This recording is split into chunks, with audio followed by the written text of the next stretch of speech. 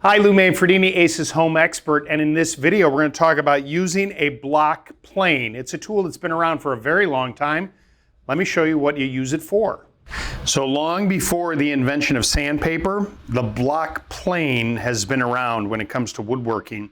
And the idea behind this is that this sharp blade, this knife as it's called, is lined up with the base of the tool here, and then you would take it across a piece of wood like this to just shave off an edge. So if you wanted to get this really as smooth as possible, you would use a block plane. Now the very first thing to do is to adjust that blade. You don't want much of it sticking out from there because it'll gouge the wood. And that comes from an adjustment back here. This wheel you loosen and tighten to form the depth of the blade. And so this is a very important aspect of the tool. You're going to loosen this wheel up a little bit, and then that frees up this blade. These blades can be sharpened, and as you can see, depending on how deep you want to place it or how shallow you want that blade to be, that's going to give you the kind of control you're looking for. That blade depth has a lot to do with the type of wood that you're working with, and so I'm just going to try and eyeball it to have just a little bit of the blade showing there, and I'm going to tighten this wheel that applies pressure between the blade and this post and this wheel to hold the blade in place. Now after that is set, remember as I mentioned, you go with the grain, and typically this is a two-handed operation.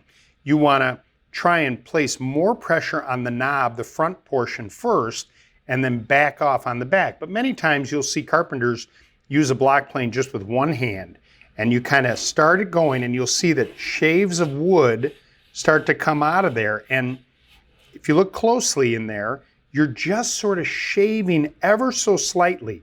If the blade is any deeper, you won't be able to pass through.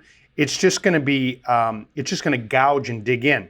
You're just trying to take a little bit at a time and keeping that base of the plate